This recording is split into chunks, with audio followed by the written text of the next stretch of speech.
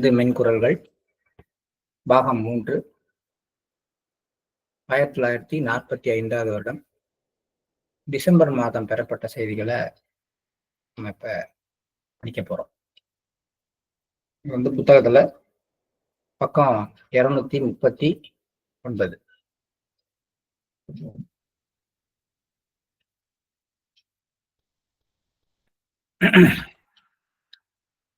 December 2 1945. மதிப்பிற்குரிய லாலாஜி, பதாயூனை சேர்ந்த பாபு மதன் மோகன் குறித்து நீங்கள் உணர்வது சரியே. ஏற்கனவே நீங்கள் அவருக்கு நிறைய அருளியுள்ளீர்கள். அவற்றை உட்கிரகித்துக் கொள்ள அவருக்கு அவகாசம் தேவைப்படும். தற்சமயம் அவரது நிலை சுழல் என்று நீங்கள் வர்ணிப்பது போலத்தான் உள்ளது. தற்சமயம் அவரை அப்படியே விட்டுவிடுங்கள். இது இந்த பதாயூனை சேர்ந்த பாபு மதன் மோகனுடைய கண்டிஷன் பத்தி பேசுறாரு. இவரை பத்தி நமக்கு தெரியும். இவர் ரொம்ப சென்சிட்டிவானவர்னு பல நேரங்கள்ல பாராட்டப்பட்டவர். சகஜ மார்க்க அமைப்பு பதிவு செய்யப்பட்ட போது அதுக்கான விதிமுறைகள் எல்லாத்தையும் எழுதுறதுக்கு முக்கியமான ஒரு பங்காற்றியவர். அவருடைய கண்டிஷன்ல அந்த சூழல் அப்படிங்கிற விஷயத்தை பத்தி பேசுறாரு பாபுஜி. அடுத்தது 15 டிசம்பர் 1945. நடுவுல கிட்டத்தட்ட ஒரு 3 டிசம்பர் 1945 ஒரு முக்கியமான கேள்வி லாலாஜியை கேட்டு அவரே பதில் சொல்றார். ரொம்ப சிம்பிள் தான். மாபெரும் எதிரி எது? கௌரவம். ஆனா இதை பத்தி பேசலாம்னா ஒரு பல நாட்களுக்கு நம்மளால பேச முடியும். இதுக்கு முன்னாடி ஆன்மீகத்துல வந்து மாபெரும் ஒரு விஷம் எது அப்படின்னு முன்னாடி கேட்டிருந்தாங்க. ஒரு 4 நாளைக்கு முன்னாடி நம்ம படிச்சதுல இருந்துச்சு. மாபெரும் விஷம் ஆன்மீகத்துக்கு விஷமாக இருப்பது எது அப்படிங்கிற மாதிரியான ஒரு கேள்வி கேட்கப்பட்டிருந்தது. இப்ப மாபெரும் எதிரி எது அப்படின்னு கேட்கிறாங்க.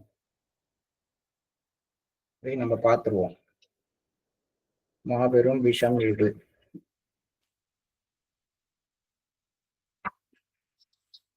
இந்த கௌரவம் அப்படின்னு சொல்ற விஷயத்த பார்க்கும் பொழுது இதுதான் உண்மையிலேயே நம்ம எல்லாருக்கும் பெரிய எதிரி. ஏன்னா நமக்கு வந்து நம்ம அன்பா இருப்போம், எல்லார்ட்டையும் ரொம்ப பரந்த மனப்பான்மையோடு இருப்போம், தாராளமா இருப்போம், எல்லாமே சரிதான். ஆனா நம்முடைய கௌரவத்திற்கு இடையூறு வரும் பொழுது நம்மளால பொறுத்து கொள்ள முடியாது. இதுதான் வந்து நம்ம எல்லாருக்குமே இயல்பு. இந்த கௌரவங்கிறது என்ன, அது உண்மையிலேயே தேவைதானா அப்படின்லாம் நம்ம யோசனை பண்ணோம்னா உண்மையிலேயே தேவைதான் கௌரவம். ஆனா மாஸ்டருக்கு அது தேவையில்லை அப்படிங்கிறார். கௌரவமா வாழணும் அப்படிதானே சொல்லி நம்மளை வளர்த்துருக்காங்க. அப்ப கௌரவம் அப்படிங்கிறது ஆன்மீகத்துக்கு எதிரின்னா நான் எப்படி இருக்கிறது? ஏன் கௌரவம்ங்கிறது ஆன்மீகத்துக்கு எதிரி? கௌரவத்துல நிறைய கௌரவம் இருக்கு. போலி கௌரவம் இருக்கு, உண்மை கௌரவம் இருக்கு, வரட்டு கௌரவம் இருக்கு. சரி, அப்படி இல்லைங்க, வரட்டு கௌரவத்தை தான் அவர் சொன்னாரு, போலி கௌரவத்தை தான் அவர் சொன்னாருன்னா அவர் போலி கௌரவம் தான் ஆன்மீகத்துக்கு எதிரின்னு சொல்லிடணும். ஆனா லாலாஜி ஒரே ஒரு கேள்வி, சிம்பிளான பதில். மாபெரும் எதிரி எது? கௌரவம். இது ரொம்ப ஆழமான கருத்து. ஏன்னு கேட்டோம்னா கௌரவம் சம்பந்தமானது கிட்டத்தட்ட 11 வளையம். கௌரவம் எதை அடிப்படையாக கொண்டது? அகங்காரத்தை அடிப்படையாக கொண்டது. இதய மண்டலத்துக்கு தாண்டறதுக்கு 5 வளையம் தான். அதுக்கப்புறம் இந்த மனமண்டலம் முழுவதும் நம்ம பயணம் செய்யற காலகட்டம் முழுவதும் நம்ம தாண்டக்கூடிய 11 வளையங்களும் நம்முடைய கௌரவத்தை பொறுத்தது, கௌரவம் சம்பந்தப்பட்டது. அப்ப இந்த வளையங்களை எல்லாம் தாண்டும் பொழுது, இந்த வளையங்களை எல்லாம் உடைபடும் பொழுது இந்த கர்வ பங்கம் அப்படிங்கிறது நம்ம எல்லாருக்குமே மாஸ்டரால கொடுக்கப்படும். கர்வம் வேற, கௌரவம் வேற. கர்வபங்கம், அடுத்தது மானபங்கம். இந்த ரெண்டையும் நம்ம ஒரு ஆன்மீகவாதி அனுபவிச்சுதான் ஆகணும். இந்த ரெண்டுக்காகவும் தான் கர்வமும் அந்த மானமும் இந்த கௌரவம் இதுல இருந்து ஒரு விடுபடணுங்கிறதுக்கு தான் துறவியானவர் பிச்சை எடுத்து வாழணுங்கிற ஒரு ஒரு முறையை நம்மளுடைய ஆன்மீக அமைப்புல வச்சிருந்தாங்க அந்த காலகட்டத்துல. ஒரு பிச்சைக்காரனா இருந்தா அவனுக்கு கௌரவம் ஏது, அவனுக்கு கர்வம் ஏது? எல்லாருக்கும் கீழே பணிஞ்சிருக்கணும். எந்த விதமான மான அவமானங்களும் கிடையாது. யாரால வேணாலும் இகழப்படலாம். ஒரு பிச்சைக்காரனுடைய வாழ்க்கை கௌரவமான வாழ்க்கை இல்லை. அவனுக்கு இருக்கிற இடம் இருக்காது, விரட்டப்படுவான். அவன் சாப்பிடுற சாப்பாடு எப்படி வேணாலும் கொடுக்கப்படும், திருமண சாப்பாடு கிடைக்காது. நிக்கிற இடம் நடக்கிற பொழுது அவமதிக்கப்படுவான். அவன் உடுத்துற உடைக்கு மரியாதை கிடையாது. நல்லா உடை உடுத்தினா ஒரு பிச்சைக்காரனுக்கு என்னடா நல்ல உடம்பு கேட்கு, நல்ல உடை கேட்குது அப்படின்னு கேட்பான். கந்தலும் கிழிசலுமா உடை போட்டு போனா அப்ப விரட்டி அடிப்பாங்க. இப்ப என்னதான் செய்யறது அப்படிங்கிறதுதான் ஒரு பிச்சைக்காரனோட நிலை. கிட்டத்தட்ட அந்த நிலையை ஒருத்தர் அனுபவிக்கும் பொழுதுதான் அவருக்கு இந்த கர்வபங்கம், இந்த மானபங்கம் அப்படிங்கிற விஷயங்கள் ஒரு விதத்துல கொடுக்கப்பட்டு அவருடைய கௌரவமானது சோதிக்கப்பட்டு அதுல இருந்து அவர் விடுபடுறாரு. நம்ம ரொம்ப கௌரவமா இருப்போம். எதுலெல்லாம் கை வச்சா நம்முடைய கௌரவம் குறையுமோ அதுலலாம் மாஸ்டர் கை வைப்பார். அதுதான் வேதனை. இதை சொன்னோம்னா யாரும் தியானத்துக்கே வரமாட்டாங்க இல்லையா? சொல்ல முடியாது. கௌரவமா வாழணும், நல்ல மதிப்போட வாழணும், தியானம் பண்றவன்னா ரொம்ப மரியாதையானவர்கள், பெருமையானவர்கள் அப்படின்னு எல்லாரும் சொல்லிட்டு இருக்கிறப்ப அவருடைய கௌரவத்துக்கு குறைவு ஏற்படுற சூழ்நிலையும் மாற்றால கொடுக்கப்படும் அப்படின்னா நம்மளால நம்ப முடியுதா? நம்ப முடியணும். ஏன்னா இப்ப கூட தாஜி பேசினாரு, மாஸ்டருடைய கண்ணியத்தை சோதிக்கிற மாதிரியான ஒரு டெஸ்ட்டை சாரிஜிக்கு பாபுஜி கொடுத்தாரு அப்படின்னு. இது எல்லா காலங்கள்லயும் இது இப்படிதான் இருக்கு. ரூமி, மௌலானா ரூமியோடைய காலத்துல நடந்த ஒரு நிகழ்ச்சின்னு சொல்லுவாங்க, அல்லது அல்லது ஒரு குரு ஒரு சீடனுக்குள்ள நடந்த நிகழ்ச்சின்னு வச்சுங்களேன். ஒரு எக்ஸாம்பிளுக்கு சொல்றேன். அந்த சீடர் மிகப்பெரிய ஒரு மரியாதைக்குரிய சீடராக விளங்கினார். அவர் ஒரு ஒரு ஊர்ல ஒரு தலைமை பொறுப்புல இருந்தார், ஒரு சீடர். அப்ப அவரை ஊர்ல இருக்கிற மக்கள்லாம் ரொம்ப பெருமையாகவும் மரியாதையாகவும் பார்த்துக்கிட்டு இருந்தாங்க. அந்த சீடருடைய குரு ஒரு நாள் வீட்டுக்கு வரேன்னு சொல்லி அந்த சீடருக்கு செய்தி அனுப்புறாரு. உடனே அந்த சீடர் என்ன பண்றாரு, ரொம்பவும் மரியாதையோட அந்த குருவுக்காக தன்னுடைய வீட்டுல எல்லா ஏற்பாடுகளையும் விருந்துகளையும் தடபுடலா பண்ணி வச்சுட்டு வெயிட் பண்றாரு. வெயிட் பண்ணா அந்த குரு ரொம்ப லேட்டா வந்தார். ஒரு 9 மணி, நைட்டு 9:30 மணி போல சாப்பாட்டுல உட்காந்துட்டு எனக்கு சாராயம் வேணுங்கிறார், எனக்கு மது வேணும் வாங்கிட்டு வாங்குறார். இவருக்கு ஒரே அதிர்ச்சி. என்ன குருவே எப்படி சொல்றீங்க, மதுவா அப்படின்னு. ஆமா, எனக்கு ரொம்ப மது பிடிக்கும். குரு என்ன கேட்கிறாரோ கொடுக்க வேண்டியதானே உன் கடமை அப்படிங்கிறார். கொடுக்கலாம், ஆனா நான் இந்த ஊர்ல இருக்கிறவங்களுக்கெல்லாம் போய் பேசாத, உண்மையா இரு, எல்லாம் சொல்றேன்.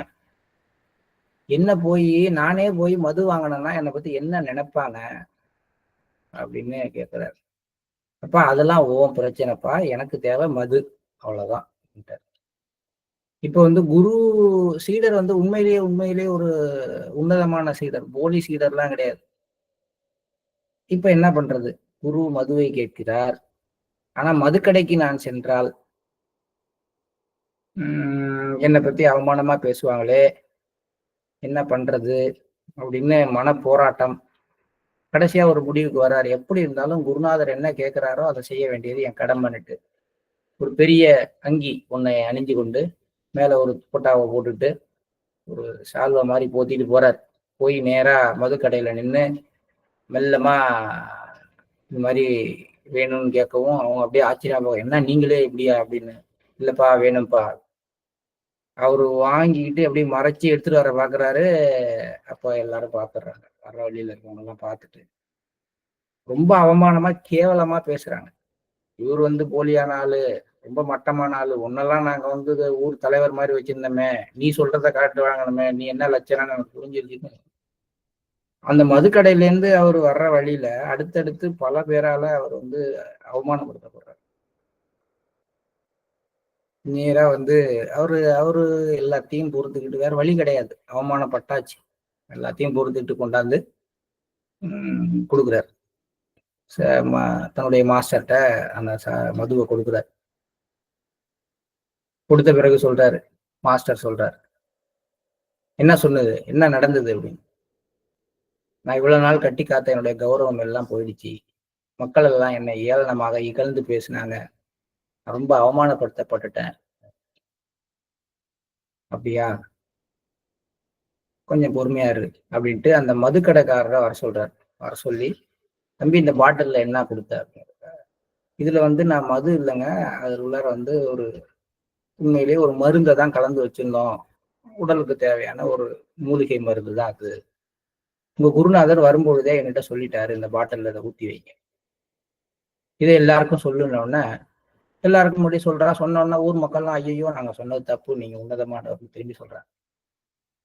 அப்ப வந்து அந்த குரு சீடர்கிட்ட சொல்றார், நீ இந்த ஊருக்காக கௌரவத்துக்காக வாழ்றத முதல்ல நிறுத்து. இந்த ஊர் ஒரு நிமிஷத்துல உன்னை பாராட்டும், அடுத்த ஒரு நிமிஷத்துல உன்னை தூற்றும். நீ உனக்கு மட்டும்தான் உண்மையா இருக்கணும், நீ உனக்கு மட்டும்தான் நேர்மையா இருக்கணும்.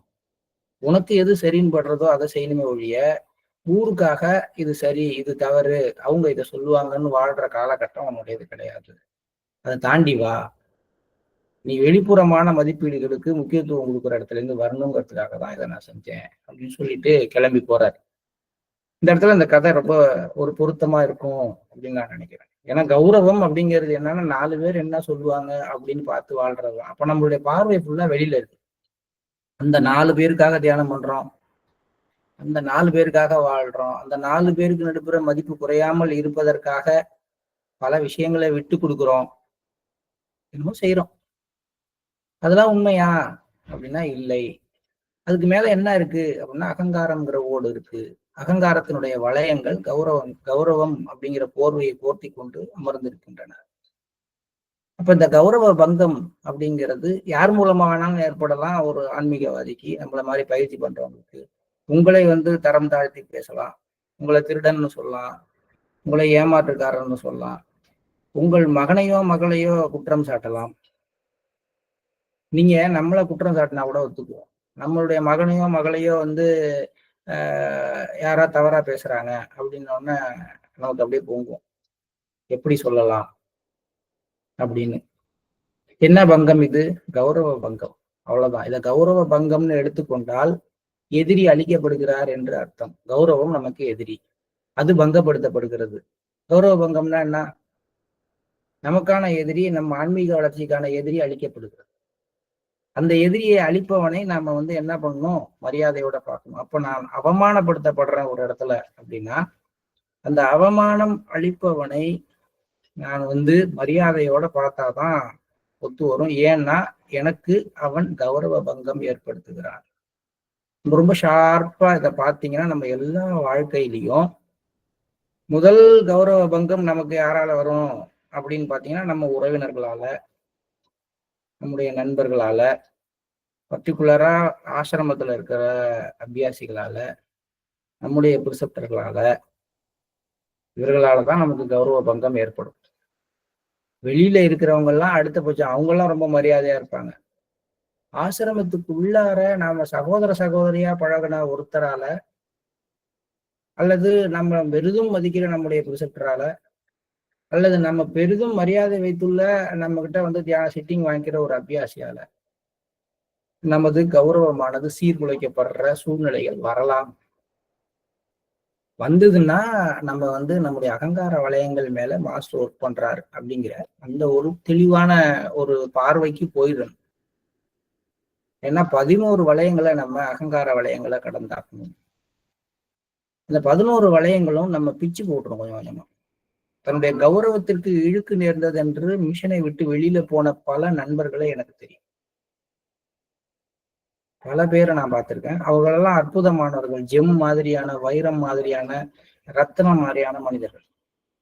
ஆனால் என்னன்னா, அவர்களால அது ஒரு விஷயத்தை புரிஞ்சுக்க முடியல. இது வெறும் கௌரவ பங்கம் தான் அப்படின்னு அவங்களால புரிந்து கொள்ள முடியவில்லை. இப்படி நடக்க எப்படி முடியும்? ஒரு மிஷன்னா இப்படி இருக்க முடியாது. ஆனா சாரிஜிக்கு கௌரவ பங்கம் ஏற்படுது, பாபுஜிக்கு கௌரவ பங்கம் ஏற்படுது, தாஜிக்கும் கௌரவ பங்கம் ஏற்பட்டது. அவ்வளோ தன்னுடைய சொத்து எல்லாத்தையும், தன்னுடைய வருமானம் எல்லாத்தையும் இங்க கொண்டாந்து போட்டுட்டு, தன்னுடைய எல்லா விஷயத்தையும் விட்டுட்டு, தன்னுடைய பார்மசி எல்லாம் அமெரிக்கால விட்டுட்டு இங்க வந்து நமக்காக உட்கார்ந்துருக்காரு. அவர் எழுதுற ஒரு ஹார்ட்ஃபுல்னஸ் வே அப்படிங்கிற புக்கு, அதோடைய விற்பனையில எவ்வளவு லாபம் கிடைக்குங்கிறதுக்காக இதை செஞ்சாருன்னு அவருக்கு நேராவே பேசி, அவர் மிகவும் மனம் நொந்து அதை ஒரு தடவை நம்மகிட்ட எல்லாத்தையும் வெளிப்படுத்தினார். அப்ப இதெல்லாம் வந்து என்ன, அவங்களுக்கு மேல அவங்களுடைய இடங்கள்ல அவங்களுக்கு வைக்கப்படுற சோதனைகள் தானே. எல்லாமே கௌரவ பங்கம் தான். அப்ப என்ன உடனே நீங்க உடனே இப்படி கேட்க கூடாது. அப்ப அவரு என்ன 11 வளையத்துல இருக்கிறாரா? இல்ல இல்ல, எங்க போனாலும் எப்பயாக இருந்தாலும் ஒரு அளவுக்கு மேல இயற்கை வந்து நம்முடைய அடிப்படை விஷயங்கள்ல நம்மள வந்து தோண்டி பார்க்கிறது கிடையாது. இவன் வந்து சாப்பாடு இல்லாம இருந்தான்னா என்ன பண்றான்னு பார்ப்போம், இவன் வந்து ஏழையா போயிட்டான்னா என்ன பண்றான்னு பார்ப்போம்லாம் கிடையாது. ஏன்னா அதெல்லாத்தையும் நம்ம தாங்குற அளவுக்கு இதய மண்டலத்துல நம்ம தயார் பண்ணப்பட்டுறோம். ஆனா மனமண்டலத்துல நம்ம பயணம் பண்ணும் பொழுது நம்முடைய நேர்மை, நம்முடைய கண்ணியம், நம்முடைய கௌரவம், நம்முடைய மானம், இவையெல்லாம் பங்கப்படும். அதுவும் காரணம் இல்லாமல் பங்கப்படும். உண்மையான காரணம் எதுவும் இல்லாமல் பங்கப்படும். அந்த நேரத்துல நாம தெரிந்து கொள்ள வேண்டியது, நம்முடைய அகங்கார வளையங்கள் மாஸ்டருடைய கருணையால் தகர்க்கப்பட்டு கொண்டிருக்கின்றன. மாஸ்டர் இந்த மாதிரி ஒரு சூழ்நிலை வந்ததுக்கு நன்றி. எனக்கும் உங்களுக்கும் தெரியும், வேற யாருக்கும் எதுவும் இதுல என்னுடைய பாட்டு எதுவும் கிடையாதுங்கிறது எனக்கு தெரியும், உங்களுக்கு தெரியும்.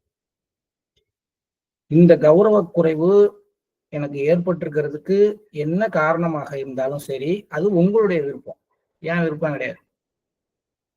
ஏன்னா இது நான் செஞ்சு வரலையே. நான் உண்மையிலேயே அந்த கௌரவ குறைவுக்கு காரணமா இருந்தா நான் தண்டனை அனுபவிக்கணும். கரெக்ட். இல்ல, அந்த மாதிரியான ஒரு காரணம் இல்ல அதுக்கு அப்படின்னா நான் ஒண்ணு புரிஞ்சுக்கணும். இது வேணும்னு என் மேல வீணாக பழி சுமத்தப்பட்டது, பழி வாங்குறதுக்காக வந்திருக்காங்க. அவங்க அந்த அதெல்லாம் விட்டுடுங்க. அந்த உள்நோக்கத்துக்காக இதை செஞ்சாங்க அப்படின்லாம் சொல்லாம தெளிவா ஒரு ஐடியாவுக்கு வேணும். ஓகே, மாஸ்டர் தன்னுடைய பணியை என் மீது ஆரம்பித்து விட்டார். அதற்கு இன்னாரை கருவியாக பயன்படுத்தி கொண்டிருக்கிறார்.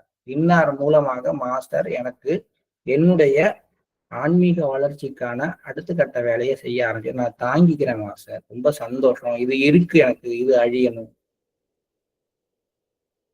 இந்த கௌரவ பங்கம் அப்படிங்கிறது தான் வந்து நம்மளை மேல தூக்கும். கௌரவத்தை விட்டு கொடுத்துருவோமா? நம்ம கௌரவத்தை நம்மளுடைய அந்த சுயமரியாதையை முதல்ல ஆழமா தோண்டி பார்க்கறது யாரு? நம்முடைய கணவரும் மனைவியும். நமக்கான மரியாதையை 10 பேருக்கு முன்னாடி அழிக்கிறது யாரா இருக்கும்? பெண்களா இருந்தா அவங்களுக்கு வந்து மத்தவங்க மரியாதை கொடுக்குறப்ப 10 பேருக்கு முன்னாடி அவங்களுக்கு கணவரால அவமானப்படுத்தப்படுறதுதான் அவங்க ரொம்ப வேதனையா நினைப்பாங்க. ஆணாக இருந்தால் மற்றவர்கள் முன்னாடியோ அல்லது நேருக்கு நேராகவோ தன்னையும் தன்னுடைய அந்த ஒரு அன்பையோ அல்லது தன்னுடைய ஒரு மரியாதையையோ தன்னுடைய ஒரு அந்த உன்னதமான நிலையையோ சந்தேகித்து அவமானமா தன்னுடைய மனைவி பேசும் பொழுது கூனி குறுகி போறார். அவருடைய அன்பானது, ஒரு மனைவியோ கணவனோ அவங்களுடைய அன்பானது மட்டம் தட்டப்படும் பொழுது அது மேல கௌரவமா தானே இருப்பாங்க அவங்க. என் அன்பு, நான் உங்க மேல அவ்வளவு அன்பு வச்சிருக்கேன், நீ எப்படி பேசலாம்? அப்ப அந்த மாதிரி நேரங்கள்ல ஒரு கணவன் தன்னுடைய மனைவியுடைய நேர்மையான நடத்தை மேல சந்தேகம் கொள்ளும் போது, மனைவி கணவனுடைய நேர்மையான நடத்தையை புரிந்து கொள்ளாமல் சந்தேகம் கொள்ளும் பொழுதுதான் என்ன நடக்குது? கௌரவ பங்கம் நடக்குது. இந்த கௌரவ பங்கத்தை அப்படியே சந்தோஷமா ஏத்துக்கக்கூடிய ஒரு மனநிலைக்கு போகிறது தான் மிக அதி உன்னதமான புத்திசாலித்தனம். இதுக்கு மேல ஒண்ணும் கிடையாது. கௌரவ பங்கம் நடந்துருச்சு அப்படின்னா அதுக்கு மேல ஒண்ணும் கிடையாது. அதுக்கப்புறமேட்டுக்கு வளர்ச்சி தான். சூர்பனகைக்கு கௌரவ பங்கம் நடந்துச்சு, மூக்கு அறுத்தாங்க. அவன் மூக்கு அறுபட்ட பிறகும் கூட ராமன் மீது கொண்ட காதலை விடல. அப்ப ராமன் மீது கொண்ட காதல் அவ தவறான விதத்துல பண்ணா கூட, தவறான விதத்துல அவன் மீது மோகம் கொண்டா கூட, அவ காதலிச்சது தெய்வீகத்தை. இப்ப தெய்வீகம் விட்டு கொடுக்கல பாருங்க. அடுத்த பிறவில கிருஷ்ணரா வந்தவன குப்ஜாங்கிற இடத்துல அவளை கூப்பிட்டு, அவ கூனி குறுகி ஒரு அசிங்கமான பெண்ணாக பிறந்திருப்பான். அவளை கூப்பிட்டு அவளை நிமித்தி நேராக்கி அவளை தன்னோட சேர்த்துக்கிறாரு கிருஷ்ணர் அடுத்த பிறவில. இது கூட நம்ம முன்னாடி படிக்கும் பொழுது நம்ம பேசணும். குப்ஜா கிணறு அதை பத்தி நம்ம பேசிட்டு வந்தோம் பேசும்போது. அப்ப எப்பயுமே கௌரவ பங்கம் அப்படிங்கிற விஷயம் ஏதோ ஒரு, ஆனா என்னன்னா கௌரவ பங்கம் ஏற்படும் பொழுது நம்ம லட்சியத்தை விட்டு போயிடக்கூடாது. சூர்பனகை போகல, அவ பண்ணது தப்பா இருக்கலாம். ஆனா அவ லட்சியம் என்ன அப்படின்னு பார்க்க போனா ராமனை அடைதல். ராமன் யாரு? கடவுள். கடவுள் மேல பாசம் வச்சுட்டான், நேசம் வச்சுட்டான். மூக்கு அறுபட்ட பிறகும் ராவணன் தான் பழிவாங்க துடித்தானே ஒழிய சூர்பனகை பழிவாங்கிற கட்டத்துக்கு போல. என்னால அவனை நேசிக்க முடியல, அவனை அணுக முடியலங்கிற எண்ணத்துக்கு தான் கடைசி காலகட்டத்துல வர்றாரு. அந்த எண்ணத்தோடய அவ இறக்கிறதுனால அடுத்த பிறவியில கிருஷ்ணர் அவளை தன்னுடையவளாக ஏற்றுக்கொள்கிறார். அப்ப ஒரு ஆன்மீகத்துல பயணம் பண்ற நம்ம எல்லாரும் நம்முடைய கௌரவமான வாழ்க்கையை பற்றிய ஒரு எண்ணத்துல இருந்து கொஞ்சமா தைரியமா வெளிப்பட, கொஞ்சம் வெளியில வர்றதுக்கு யோசனை பண்ணிக்குங்க. உடனே மாஸ்டர் எல்லாருடைய கௌரவத்தையும் குறைச்சி எல்லாரையும் அவமானப்படுத்தி ஒண்ணும் இல்லாம பண்ணி அப்படி போட்டுருவாரு அப்படின்லாம் எடுத்துக்கொள்ள வேண்டாம். ஒரு சின்ன விஷயமா இருக்கும், அதுல கௌரவ பங்கம் உங்களுக்கு ஏற்படும். அது ஏற்படும் பொழுது அதனால நீங்க துடித்து போவீர்கள். ஆனா சுத்தி இருக்கவங்களுக்கு அது ஒரு பெரிய விஷயமாவே தெரியாது. அந்த மாதிரி துடித்து போற சூழ்நிலை வரும் பொழுது, குமைந்து போகிற சூழ்நிலை வரும் பொழுது அதுல இருந்து மாட்டிக்கொண்டு பல நாட்கள் பல மாதங்கள் வெளியில வர முடியாத சூழ்நிலைகள் வரும். எனக்கெல்லாம் வந்திருக்கு சமீபத்துலன்னா என்ன, இப்ப நான் இவ்வளவு பேசுறேன் இல்லையா, சமீபத்துல கூட ஒரு 2 மாசத்துக்கு முன்னாடி, ஒரு 3 மாசத்துக்கு முன்னாடி அந்த மாதிரி ஒரு சூழ்நிலையில மாட்டி வெளியில வர முடியாம தவிச்சு தத்தளிச்சு வெளியில வந்தேன். இன்னமும் கூட அதனுடைய வடுக்கெல்லாம் எனக்குள்ளார இருக்கு. இவ்வளவு தூரம் நான் சொன்னாலும் கூட, ஆனா எனக்குள்ளார அந்த உள்ளார்ந்த அந்த விஷயம் ஏன்னா கௌரவம்ல, கௌரவத்து மேல எல்லாம் அடி விழுது, நானும் தான் அடிபடுறேன். இப்ப எப்படி இருக்கும் அப்படின்னா அந்த மாதிரியான ஒரு ஒரு ரொம்பவும் வேதனையாக இருக்கும். அதனால பாத்தீங்கன்னா தமிழ் இலக்கியங்கள்லாம் மானம் அழிந்த பின் வாழாமை முன்னணிதேன்ட்டு போயிடுவான். உயிர் நீப்பின் மயிர் நீப்பின் உயிர் வாழா கவரிவான் பரம்பரைலாம் பாராட்டிட்டு போவான். அதெல்லாம் ரைட்டு தான். ஆனா நீங்க ஆன்மீகவாதியாக இருந்து உங்கள் லட்சியம் கடவுளை அடைவதாக இருந்தால் அந்த ஒன்றுக்காக மற்ற எந்த விதமான விஷயங்கள் வந்தாலும் அது குருநாதரால் கொடுக்கப்பட்டதால ஏற்றுக்கொண்டு லட்சியத்தை நோக்கி போக ஆரம்பிங்க. ஒருவேளை நீங்க கௌரவத்துக்கு முக்கியத்துவம் கொடுத்தீங்கன்னா ஒரு காலகட்டத்துல உங்க சென்டருக்கு போறதை நீங்க நிறுத்திடலாம். உங்க சகோதரர்களோட பழகிறத நீங்க நிறுத்திடலாம். அல்லது நீங்க தனியா குரூப் பண்ணி இயங்க ஆரம்பிச்சிடலாம். குரூப்பிங்க இல்ல மாஸ்டரே வேணாம், இந்த மிஷனே வேணாம், இதெல்லாம் என்னையா அப்படின்ட்டு வெளியில கூட போயிடலாம். ஜாக்கிரதை. என்னைக்கு வேணாலும் நடக்கலாம். இது தாரிஜியோட கௌரவ பங்கம் இங்க மட்டுமா நடந்துச்சு? அவரை ஜெனரல் செக்ரட்டரி ஆக்கி கொண்டுட்டு போய் கொஞ்சமா நஞ்சமான்னு போட்டிருக்காரு திருவாசகன் பிரதர். அப்படிதான், கொஞ்சம் நஞ்சம் இல்லை. ஆனா கௌரவ பங்கம் ஏன் ஏற்படுதுங்கிறத புரிஞ்சுக்கணும். அது தாரிஜியோட ஜெனரல் செக்ரட்டரி லெவலுக்கு அவரை கொண்டு வந்த பிறகு திடீர்னு கூப்பிட்டு பாபுஜி ஒரு நாள் என்ன பண்றாரு, அங்க போன உடனே நீ ஒன்னும் ஒரு வேலையும் பார்க்க வேணாம், எல்லாம் அவங்க சொல்ற முடிவு கூட எடுத்துக்குவாங்க, நீ போகலாம் அப்படின்னு அத்தனை பேருக்கு முன்னாடி அவரை சொல்லி நீ இனிமே சாதாரணமா உன் வேலையை பாருன்னு சொல்லி அனுப்பிடுவாரு. அவ்வளவு கோபமா சாரிஜி வருவார். வந்ததுக்கு அப்புறமேட்டுக்கு மாமிகிட்ட சொல்லுவாரு, எது நடந்தாலும் சரி. இப்ப அவர் கோபத்தை அப்படியே அவர் பாசிட்டிவா மாத்துவார். இனிமே இந்த மிஷன் வேலையெல்லாம் இப்படியா போகட்டும். இன்னையிலேருந்து நான் ஃபர்ஸ்ட் சேர்ந்தப்ப எப்படி இருந்தோனோ அது மாதிரி பர்ஃபெக்டா ஒரு ஒரு இம்மி பெசகாம நான் வந்து திரும்பி பிராக்டிஸ தீவிரப்படுத்த போறேன்ட்டு இறங்குவார். பெரியவர்கள்லாம் அப்படிதான். அவங்க வந்து அவமானப்படுத்த விட்ட உடனே வந்து நம்மளா இருந்தா என்ன பண்ணுவோம், எல்லாத்தையும் தூக்கி போட்டு நான் மெட்ராஸ்ல இருந்து ஷாஜகான்பூர் வந்து ஓடி ஓடி வந்து உழைச்சதுக்கு கடைசியில இதான் எனக்கா அப்படின்ட்டு. இதே கௌரவ பங்கம் கேசிவிக்கு ஏற்பட்டது. அவரை கேட்காம ஒரு முடிவை சாரிஜிக்கு எடுத்து சாரிஜியோட முடிவு பண்ணி பாபுஜி சொல்லிட்ட உடனே கேசிவிக்கு வந்து மிகப்பெரிய வருத்தம் ஏற்பட்டு அவர் வந்து ஒதுங்கிட்டார் எல்லா விஷயத்துலயும் அமைதியா. இதெல்லாம் பாத்தீங்கன்னா நீங்க மிஷன் வரலாறுல பாத்தீங்கன்னா பாபுஜி அவரை எங்கேயோ உயரத்துல வச்சு தனக்கு சந்தேகம் வந்தா அவர்கிட்ட கேளுங்கன்னு சொல்லிதான் வச்சிருந்தாரு. ஆனா தன்னை கேட்காம ஒரு முடிவு எடுத்தாங்க. ஒண்ணும் இல்ல, மாஸ்டருடைய பிறந்தநாள் விழா பத்திய முடிவு தான் அது. உடனடியாக அவர் வந்து கொந்தளித்து ரொம்ப வருத்தப்பட்டு எல்லா விஷயத்திலிருந்தும் தன்னை ஒதுக்கி கொண்டு வாழ்ற மாதிரியான ஒரு முடிவை எடுத்துக்கிட்டாரு. இதெல்லாம் வந்து நம்ம மிஷன் வரலாறுல மூத்தவங்களா இருக்கவங்க எல்லாருக்குமே தெரியும். அதனால ஜாக்கிரதையா யாரு இருக்கணும். இந்த கர்வ பங்கம் எல்லாம் பாத்தீங்கன்னா புது அபியாசிகளுக்கு ஏற்படாது. அவர்கள் எல்லா இடத்திலும் தாங்கி சுமக்கப்பட்டு பாராட்டப்பட்டு கௌரவப்படுத்தப்பட்டு வருவார்கள். இந்த கௌரவ பங்கம்லாம் யாருக்கு நடக்கும்னா நல்ல மூத்த அபியாசிகளுக்கு நடக்கும், நல்ல பிரிசெப்டர்களுக்கு நடக்கும். கௌரவ பங்கம் ஏற்படுத்தணும்னா மாஸ்டர் ஒருத்தர் வந்து முதல்ல பிரிசெப்டர் ஆக்குவாரு. இன்னும் கொஞ்சம் வளையத்தை உடைக்கணும்னு நினைச்சா சென்டர் இன்சார்ஜ் ஆக்குவாரு. இன்னும் கொஞ்சம் தாங்கணும், இன்னும் கொஞ்சம் உடையணும், நிறைய ரிங்ஸ்ல வந்து நிறைய ஹார்ட்னஸ் இருக்கு அப்படின்னு ஃபீல் பண்ணா சோனல் இன்சார்ஜ் ஆக்குவாரு, ரீஜனல் ஃபெசிலிட்டேட்டர் ஆக்குவாரு, ஜாயின்ட் செக்ரட்டரி ஆக்குவாரு. வேற வழியே கிடையாது.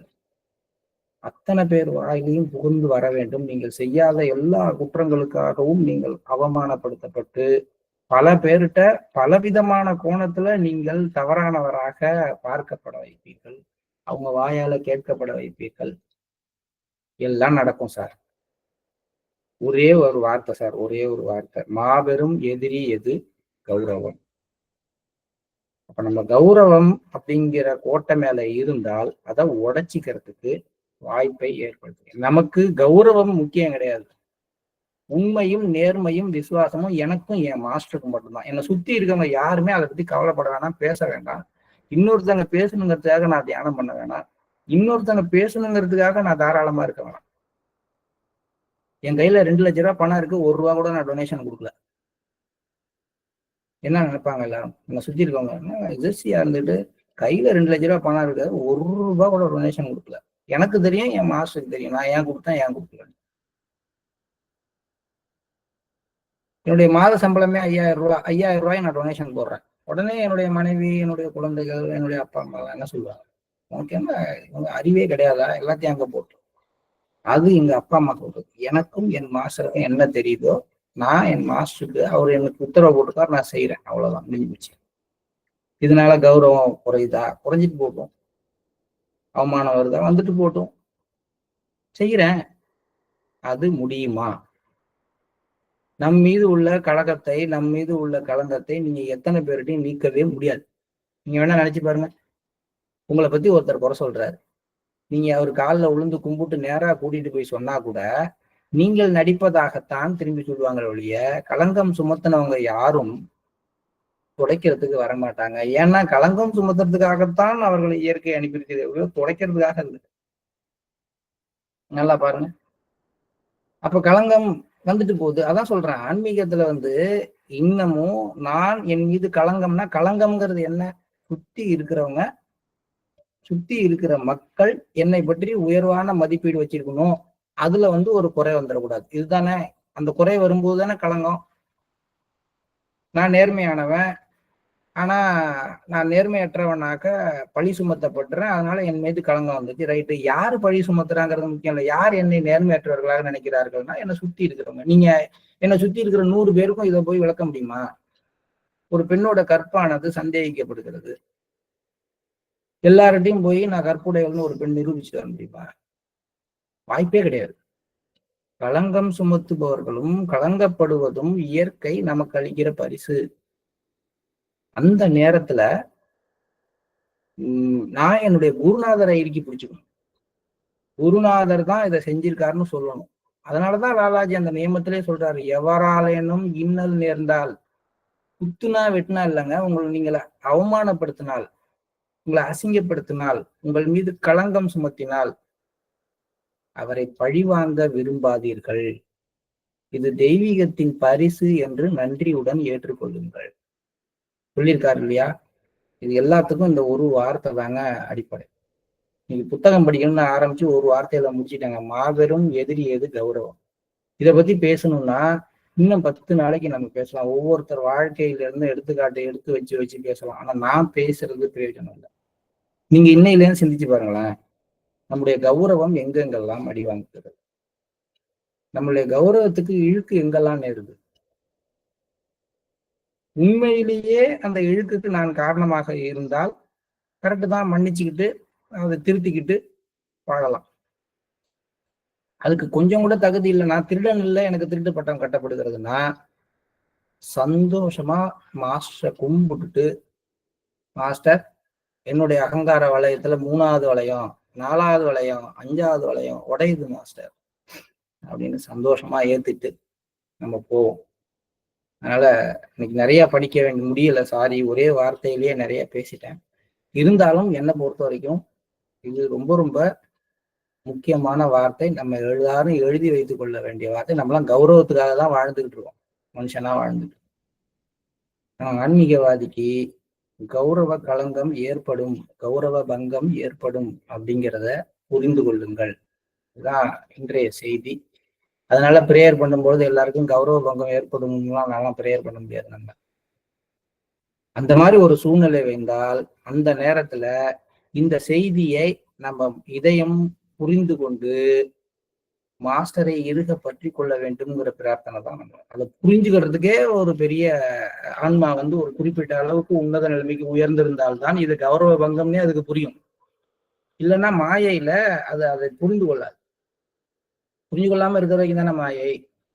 புரிந்து கொள்ளணும்னா ஆன்மா சட்டன் லெவலுக்கு எலிவேட் ஆகணும். அந்த ஒரு உன்னத நிலை, அதை புரிந்து, இது கௌரவ வங்கம் தான் அப்படிங்கிறத புரிந்து கொள்கின்ற நிலைக்கு நம்ம எல்லாரும் உயரணும். அது மாதிரியான ஒரு சூழல் யாருக்காவது ஏற்படும் பொழுது அவங்களுக்கு ஆறுதலா நம்ம இருக்கணும். அது மாதிரியான சூழல் எங்கேயோ ஒரு இடத்துல எப்பயோ நமக்கு ஏற்பட்டால் அந்த நேரத்துல விழிப்போட நம்ம மாஸ்டரை பிடிச்சுக்கணும். அதுதான் நம்மளை ஆன்மீகத்துல மேல கொண்டு போகும் அப்படிங்கிற ஒரு சிந்தனையோட இன்னைக்கு காலை தியானத்துக்கு செல்வோம்.